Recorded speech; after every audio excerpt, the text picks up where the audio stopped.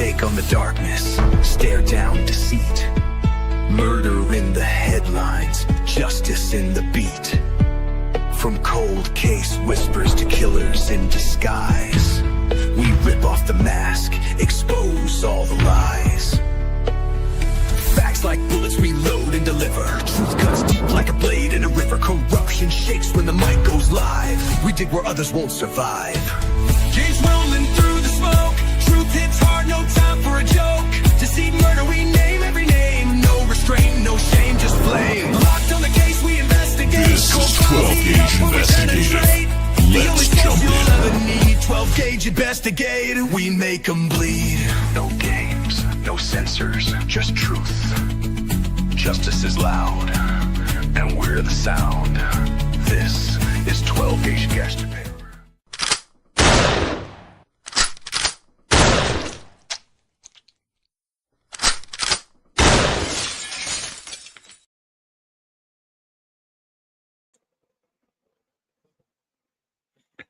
All right. How's everybody doing? Long time no see. My name is 12 Gauge. Welcome to my channel, 12 Gauge Investigative. Happy Saturday to everybody. Hope everybody's doing well. Just finished watching the last 2 episodes of the Prime docuseries on the Idaho 4. I can tell you that I really wish that this would have been the only one made.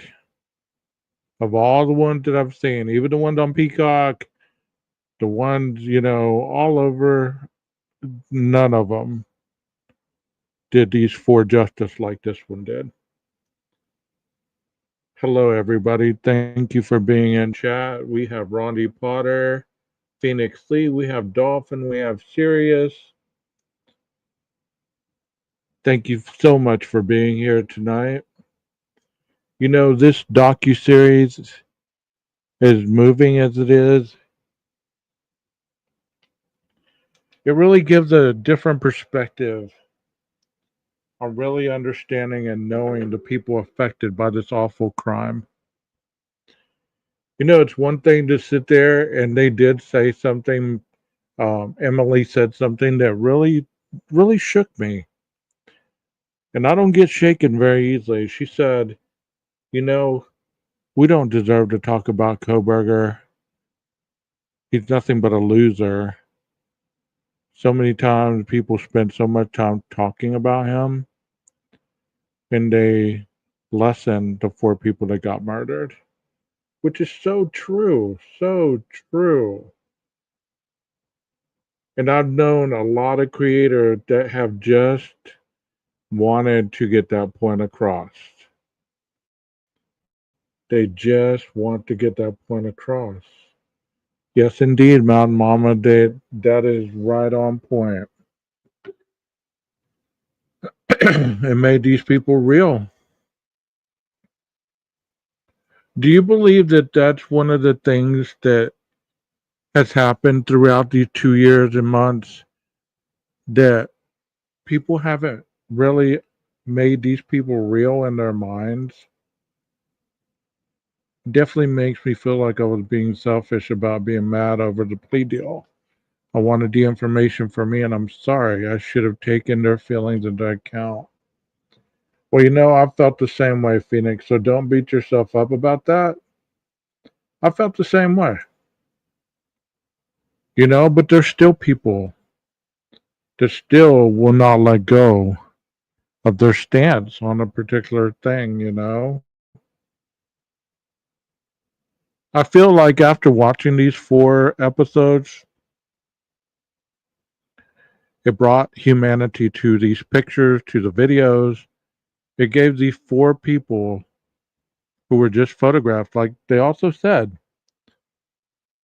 they show them smiling and everything in photos, but you don't hear them crying in the middle of the night. That was powerful. That is so true. That is so true. We don't know how Dylan and Bethany get through their days, if they barely get through their days at all. Just because we see photos of them smiling does not mean that the other 23 hours or so many minutes, their life is not agony. Because you can tell all these people that still talked about this whenever this was filmed, they still hold on and they're still grieving. You can feel it. You can hear it in their voices. You can see it in their tears. And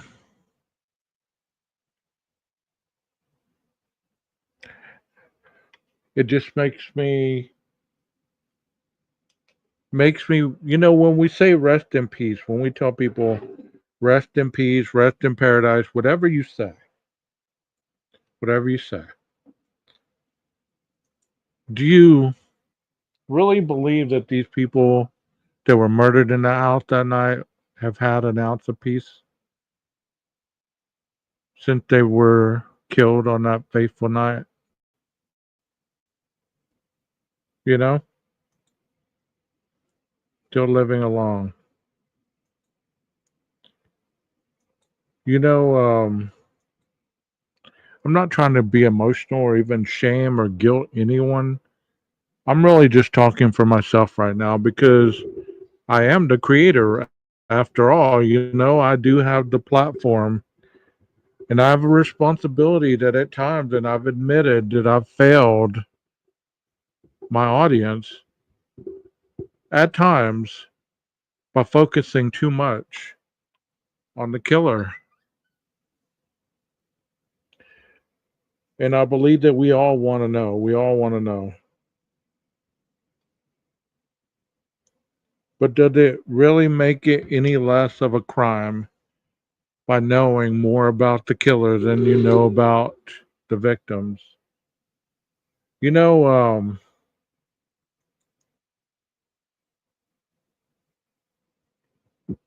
I've seen Maddie's mom and Ethan's mom chin just shaking and trying to hold it together. I felt so bad for them. What a couple courageous moms. You know, I don't have the words. I really don't. That's what I'm saying. I wish this would have came out first. I wish this would have came out before all the books, all the other stupid documentaries, you know?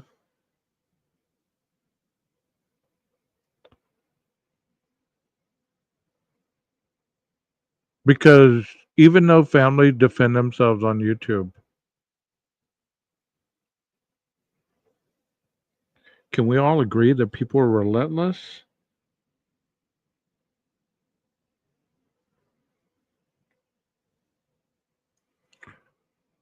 They attacked the Gonsalves family,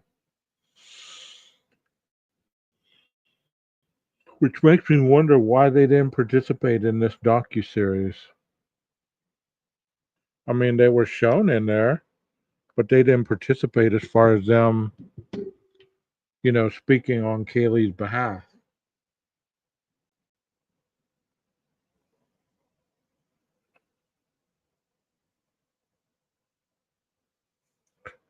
Well, what do you mean by that, Leslie? I mean, just even that statement right there. You finally saw him act like a dad. You don't think that he's been a dad the whole time? I mean, I'm not getting on to you. Don't take it that way. But what do you mean by that?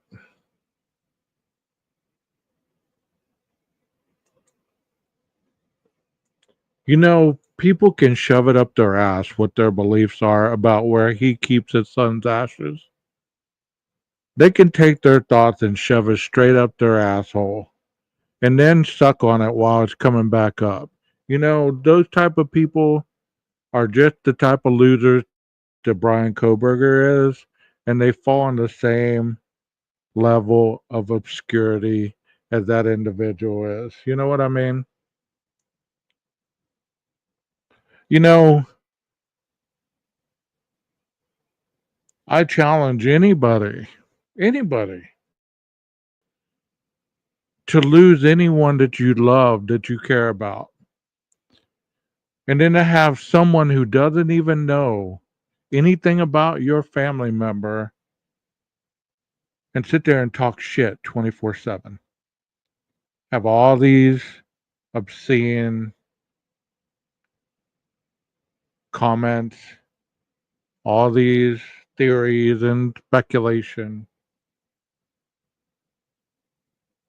I believe that Ethan's dad was keeping it together as much as he could. He was silent. But just like Maddie's stepdad or dad, he said, I was 8 feet from that guy and I wanted to just go and take him out. You don't think that as a man, it's hard to not say exactly what you want to say? It's harder to keep silent than to blab your mouth all day long with worthless shit. You get what I'm saying?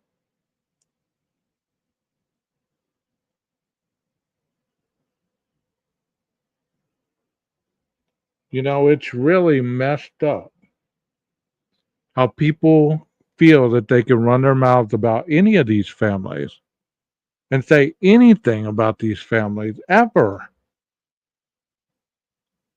Like they have the right to know so much about anybody in these families. Nobody, including myself, has a right to know anything about anything about these people unless I want to. And they want to indulge it. But as far as me telling another person who's grieving how they should or shouldn't grieve, that's as asinine and stupid, in my opinion. You get what I'm saying?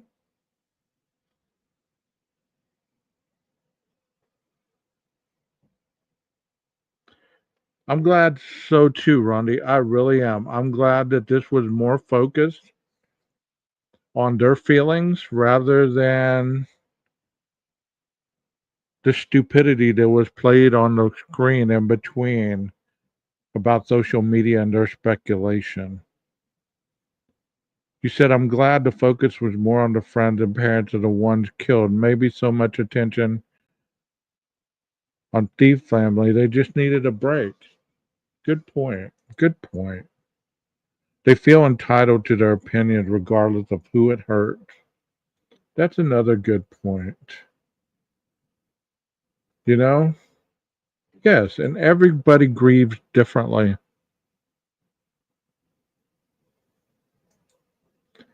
Everybody grieves differently. You know who else I started to feel for as well? David Barachoa.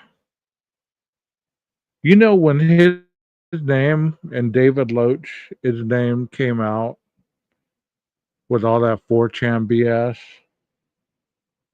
I really didn't know what to think about that guy. But to hear him speak and to hear his words about how Xana told him he should come to the house more, and all the things that were said about him and David Loach, people, can you imagine if you woke up tomorrow and people were accusing you nonstop, telling you to go kill yourself because you're the killer and you need to confess and all this hateful shit? I'm sure a lot of people would say, well, I would just ignore it. I'm strong enough, blah, blah, blah. But I'm talking about relentlessly. Relentless. What? A creator said he does feel entitled to have all the information. He's earned it. How dare you?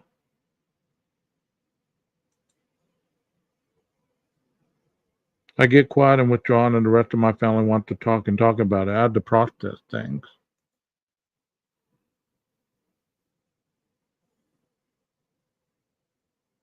It is cruel.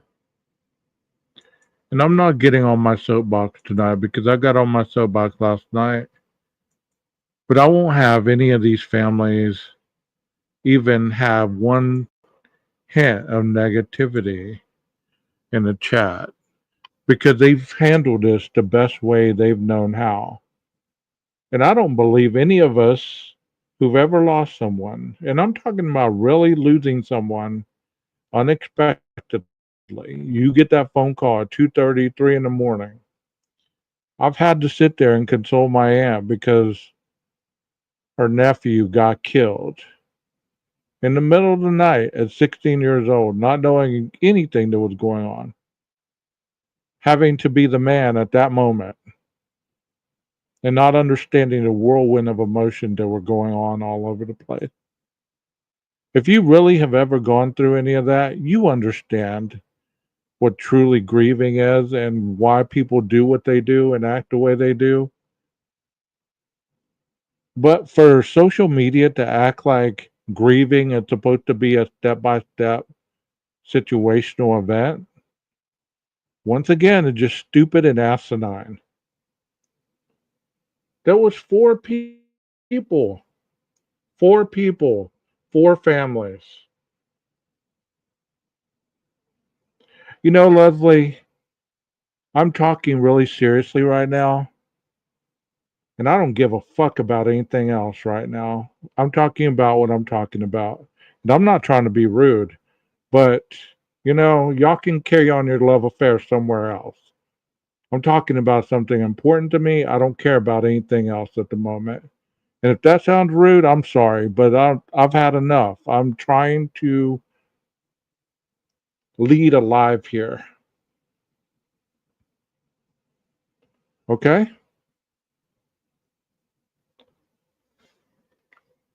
Because you're just breaking my concentration.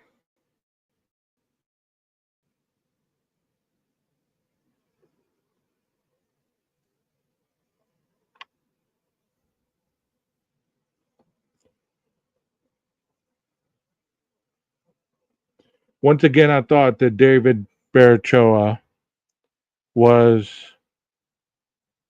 another person that was inevitably dragged through the mud.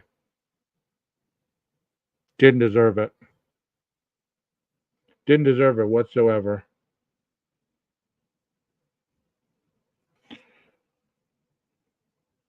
As far as having their loved one in the basement or wherever they choose to have him, is their business. Don't you agree? Wouldn't you want your loved one to be where you could go speak to them at peace? I mean, I know a lot of people have them in the den or they have them in the living room or places like that. But once again, people should have the opportunity to be able to have their loved ones where they want them, to be able to go have those moments of silence with them. And I never would have thought that they would have kept the ashes until one of them died to be buried with one of them. And that is just something that is just strength in my eyes. I don't I don't expect you to agree. I don't expect you to disagree, whatever. But when somebody passes on and you have their ashes, I've seen so many fights over who's gonna have what, who's gonna have the ashes, where it's gonna be, where it's, this and that and the other.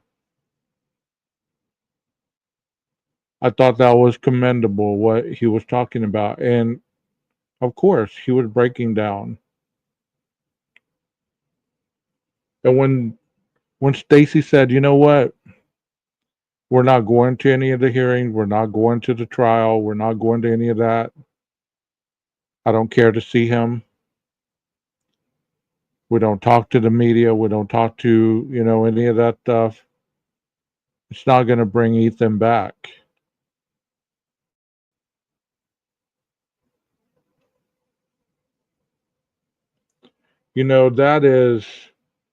That is strength amongst the most devastating thing that could ever happen in your life. I was showing it today, YouTube Bad Actors. I really wish you would have seen the community tab. I showed 2 episodes yesterday and 2 today. Um,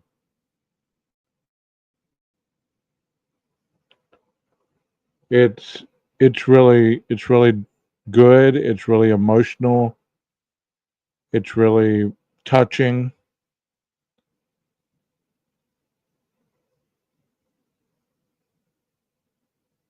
And for anybody to have any negative thought or sayings about it,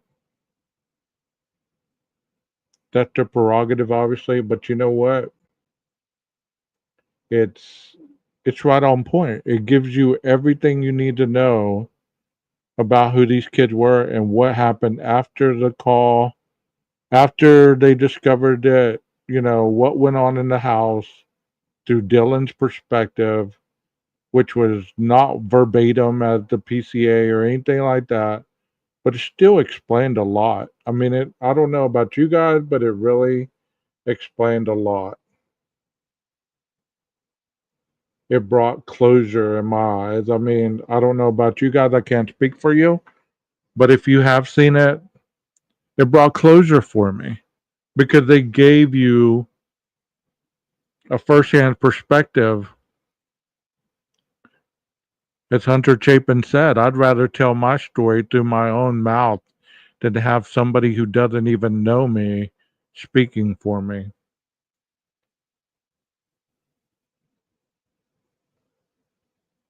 Oh, wow, that's interesting, YouTube bad actors. That's interesting. You know, have any of you been through anything like this? We never really talk about that in the chat. I know that Leslie had a friend that was killed by Bundy, and she's spoken a little bit about that. And it really got to her, and I understand that. But has anybody else had any kind of situation where you lost someone you loved that dear to you, and if you had people like are on YouTube dragging their memory or even bringing up their dirt and making it more important than their memory, how would you feel? How would you feel? Kind of like Hunter Johnson said, everybody was talking about this being a drug house, how we were doing drugs and how people died from Ethan's stash or whatever. Just hurtful. But like I said, nobody really understands that they're being hurtful because in their eyes, they've created a persona where they're investigative journalists just because they have a YouTube channel.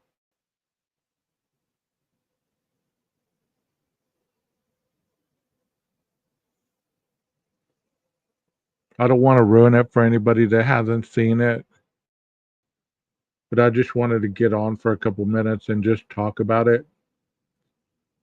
Um, as a true crime community, we got to do better. For whatever next case comes down the line, we got to do better. We got to quit giving our attention to people that are not about the families or the victims, and all they do is just focus on the innocence of the perpetrator. We got to do better.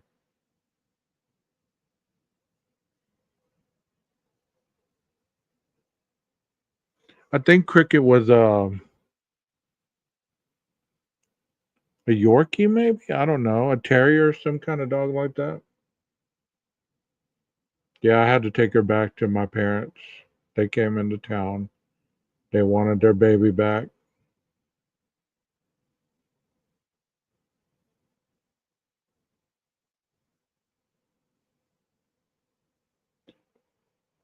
Yeah, when she opened up the door, she said she instantly knew something was wrong.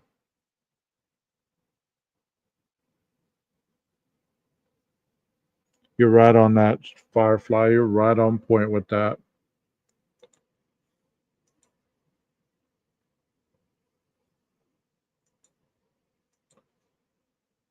I can't imagine waking up to that horror. And it also said Hunter Johnson on the night of the murders at 4 a.m. He got up out of the blue and just locked the door, and he never locked the door. Barachoa was heading home, and he said it was extremely quiet, unlike any other time that he normally would see on a weekend. That it was just extremely quiet. And he said it creeped him out so much that he hurries home.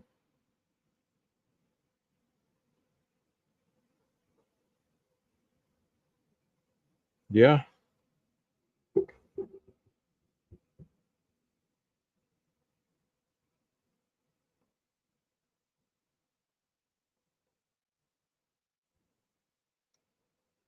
Let me ask you guys a question in the chat, and I want you to be honest and not clown on this question, okay? But knowing what we know now, based on everything we've been told, do you believe that Koberger knew that that backslider was never locked, or do you think that he even at one point went and tested it before he did what he did? Yeah, no mention of the fight, right?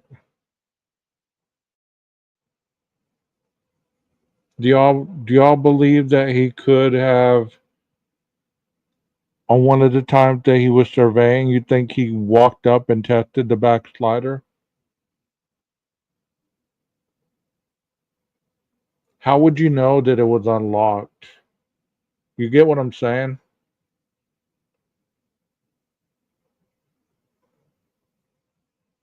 I get that. I get that. But I was just wondering if he ever, and not speculating here, I'm just wondering if he ever tested it. Whether he was ever there while nobody was there, tested the slider, may have even walked through the house.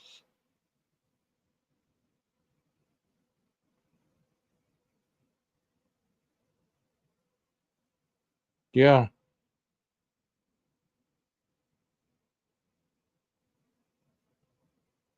I believe that statement was just a statement, chick, no other reason. He was probably curious. Well, how do you get to the top floor if there's no stairs? That's a generalized question, of course.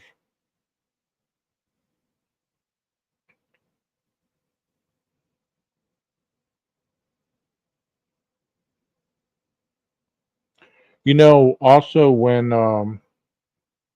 Emily said we didn't realize we had been stalked for months, that was a powerful statement because so many people have said,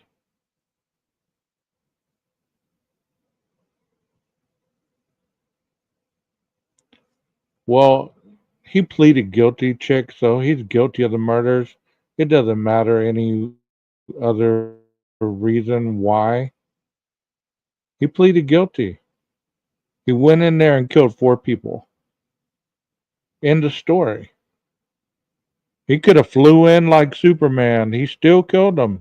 He stood up and said, I did it. I'm guilty. You know what I'm saying? Yeah, they never locked their doors. I was just wondering how somebody would get that lucky on one night knowing that they could go in this door without it being unlocked. Because think about this. If you're not watching a house, or if you're not even going to test a window or something when you plan on breaking in, you're telling me you're that good, you're that lucky. You get what I'm saying?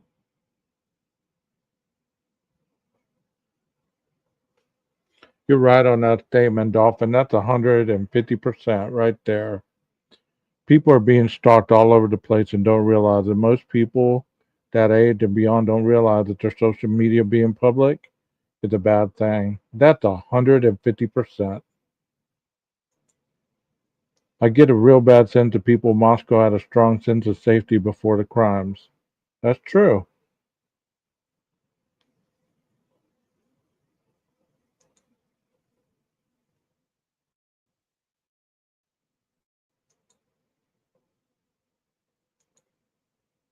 Some random, where did that go? I showed it. Some random statement made by a cop isn't really all that relevant in the grand scheme of things. It could be something as easy as he was watching the house from the back hill and noticed other people walking in. That's true. That's true. I mean, I'm not saying that he did test it. I was just wondering how he knew that that door would have been open like that, you know? And it is easy to pop a door like that. It is. You're right. I think they had a false sense of security. I bet we all do to an extent, right? I mean, if we live in a town where we know, people are watching our house, we got neighbors that are nosy, whatever, we take it for granted that somebody's going to be watching, right? And that's small town America pretty much. I worked someplace where the bar was on the second floor. There was a door, no stairs, no balcony, no landing. Code required an exterior exit, no specification how to get down from there. That's a good statement right there. I like that. Especially those, yeah. And she did talk about the Instagrams and all that stuff being public until after the murders. And they are easy to pop open, you're right. The blood had already dried with a dark brown. College kids and teens don't think about being safe in general. That's a good statement. Yeah, the location sharing on Snapchat and other apps. See, and another thing is where when they were talking about Xana and Ethan, and then somebody said, "Oh my God, where's Maddie and Kaylee? Their phones are pinging in the house, but they're not coming out." That whole house looked like it was just a code violation left and right. Don't you agree? When they tore that thing down, it fell so quick. It looked like it was barely being held together by, the cheapest material. The building inspector wasn't happy, but nothing he could do until the changed building codes. Yes, and we all know that house was poorly built. Did you see? I didn't read that comment. I wasn't copying you, Dolphin. I guess I was on your brainwave right there. But great comment. It was an ugly house. Yes, exactly.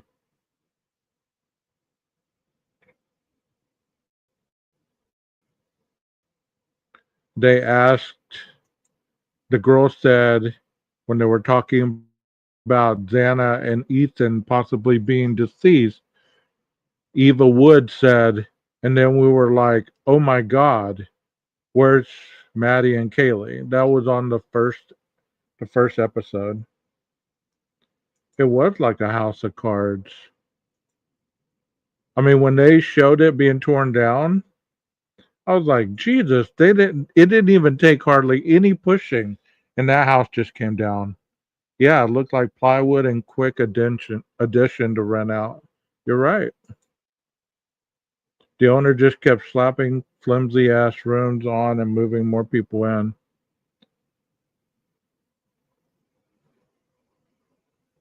Oh, I just told you where it was. It was on episode 1 when she asked about that.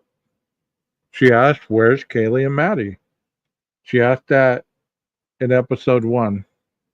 Can you imagine their electric bills? I don't know if y'all remember. I'm not making this up, but can y'all remember in the very beginning when there was speculation that the heating didn't work during that time? or maybe the heating was working too good and was too hot in the house. I don't remember. One of the others, they were making a big deal about either the heating didn't work or it was working too good, and that's why I don't know. Never mind. I think we can put to bed the idea all these people over there early in the morning. Also, yeah, you're right. They started early on that, didn't they? No, who the hell said that? I don't know. Some show I watched. I don't know. I remember because they tried to say the blood dripping outside was an oil for heating. Yes, exactly. See, thank you, KY. Thank you. I don't remember. I think they purposely did that so we couldn't see the inside of it. I think people were looking for blood on any of the sheetrock. I don't remember anything about the heating cooling not working. I believe that started with the rumor where the HVAC truck was there, and I think they were talking about the knife or whatever being in the duck, um, in the ducts, and that just went from there. Um, it bothered me that these kids were in a place that felt safe to them, where they laughed, studied, and made memories. To have a monster come in and do it sickens me. Did anyone remember an interview with the prior tenant of the house who lived in the bottom floor? He stated that you could hear no noise coming from the upstairs. I do remember a HVAC repair truck being there.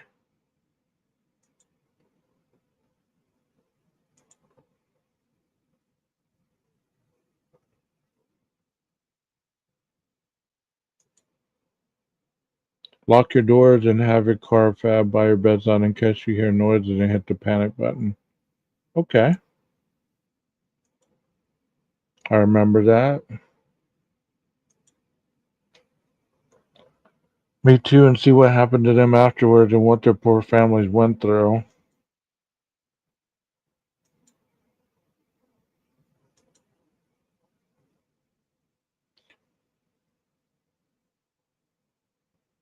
I know somebody was saying that that house was really loud. I remember they did an interview with somebody that stated that house was really loud. And someone else that used to live there said you could hear everything and every sound in the house.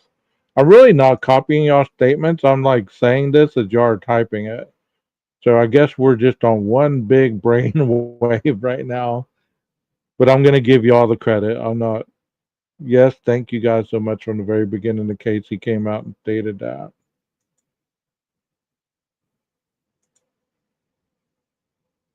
I know some figured the power meter was spinning like a windmill if the door was propped open all night.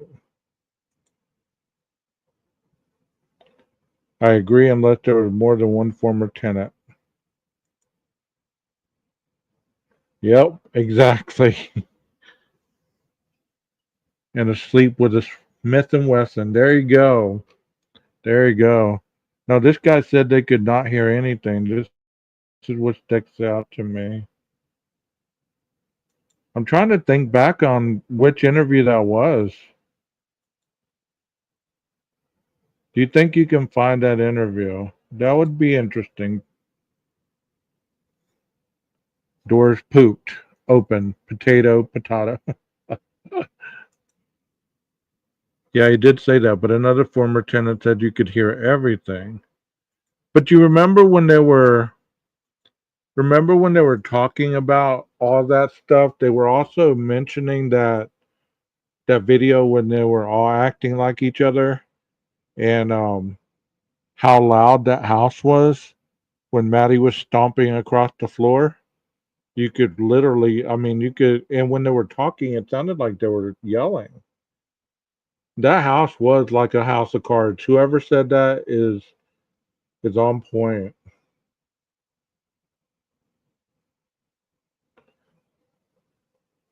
I really wish the police would have been more open. I really wish they would have had a public relations officer to be giving out daily updates. I really wish they would have not lied so much about the two roommates being downstairs in the basement.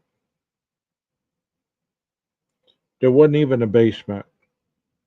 It was just the first floor. They called it a basement. Y'all remember that?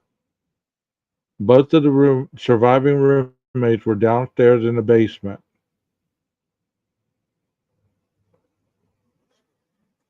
Do you believe that it's it's the difference in people calling down here in the South they call any drink a Coke, but you go up north, you call it a pop or you call it whatever the drink is? Do you think Idaho has its own slang in that retrospect? I remember that you I remember that also. I mean, I wasn't alive then, but the Night Stalker, yeah, I remember that.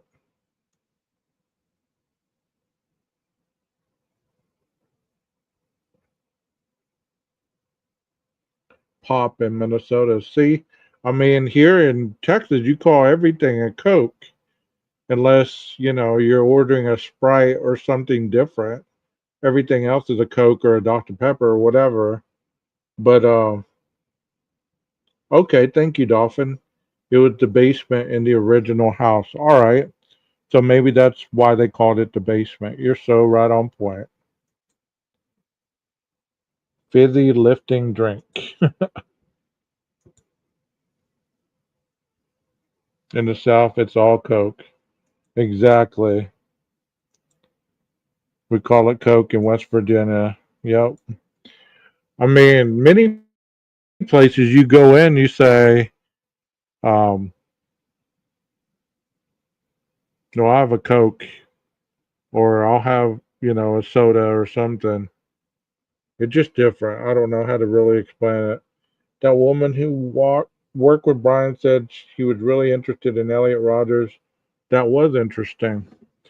So that makes another question for you guys.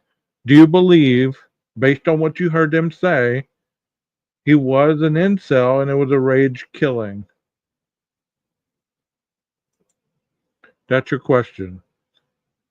Yeah, they did keep adding to that house. That's your question. Do you believe that he was indeed an incel and it was a rage killing? Tell me what you think about that. There's no right or wrong answer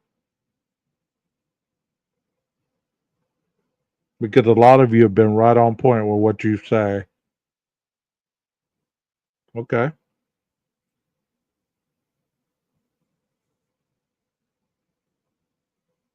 So Pepsi is shit out of luck. Well, most places only have Pepsi products, so most of the time you're screwed if you want a Coke. I don't think he's an incel. I think he's more like a cereal. When you carve a person's calves, that is rage. Yes, and I think he was Papa Rogers. That was another interesting point too, is how they were talking about Papa Rogers. I never knew all that stuff about those. I mean, I knew about some of the posts, but not everything.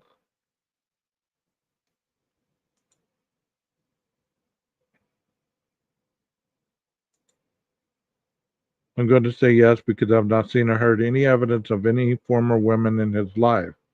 None of his former friends or classmates have even mentioned one. They've said the opposite. Pepsi is shit out of luck here in Atlanta.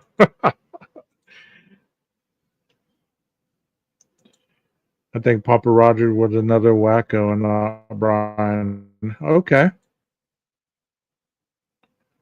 I think he was an incel, but not because of looks. He gave people the creeps, especially females.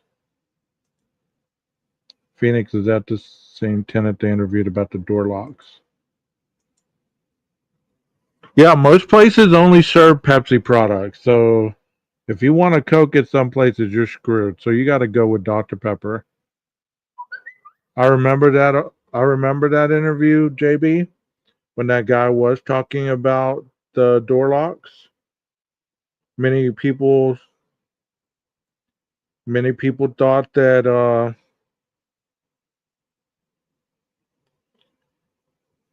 Many people thought that um, the door locks were coded. Do y'all still believe they were coded locks, or do you think that they were just regular door locks?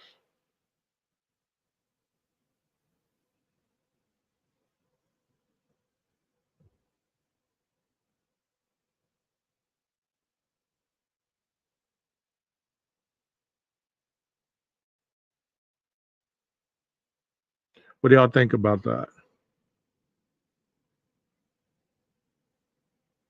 Regular door locks? I did see a picture of Bethany's room, but I don't know if it was a recent one. But there was a TV in there, so it wasn't one of those pictures that you see on Zillow. Koberger looked just weird to me. I saw 5 to 10 pictures of him when he was at the cells, and he was creepy looking. Okay, probably coded, regular. I think they were coded in the video of them imitating each other. Dylan's had a regular one, regular locks on the bedrooms, regular. Do y'all believe that those doors, if they were regular, so I mean, I'm not trying to rehash anything. I'm just trying to make it make sense in my head. So if it was regular locks, you still could pop one of those really easily.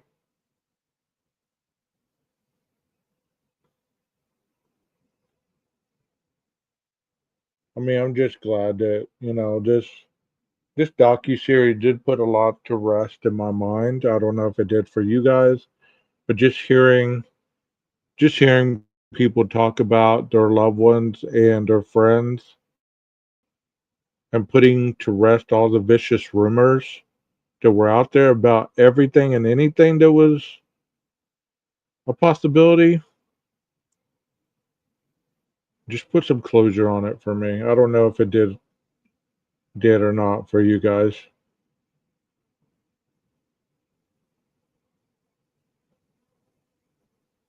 Yeah, there was no mention of the fight at Sigma Chi. There was no mention of an altercation in the front yard.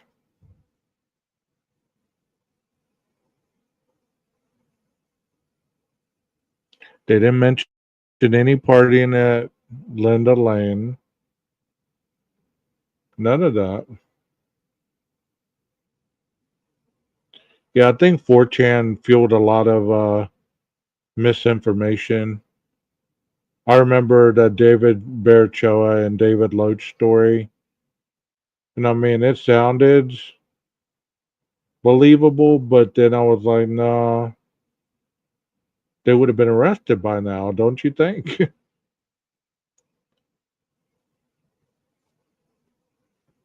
Bedroom doors are not usually reinforced, and I popped one that had a coated lock on it with a screwdriver. You bad, Dolphin, you bad. Go on with your bad self. Wow. If I ever lock myself out, I'm going to call you, Dolphin.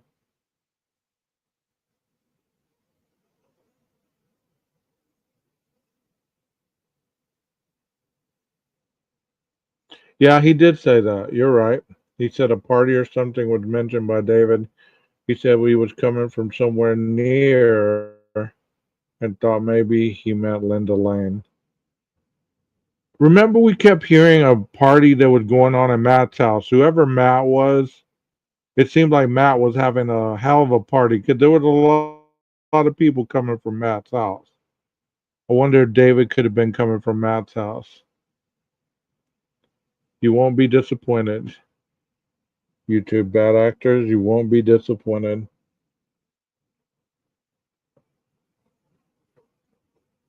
Can you imagine being that girl Ava Wood and opening your window and it's so visible where that house used to be. You wake up to that after the murders.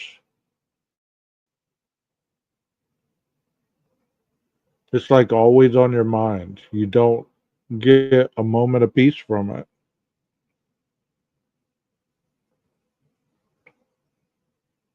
But I just wanted to get on here for a little bit and see exactly what y'all thought about it. Yeah, she moved out. The same thing for Hunter Chapin. He said I got sick and tired of looking at that house.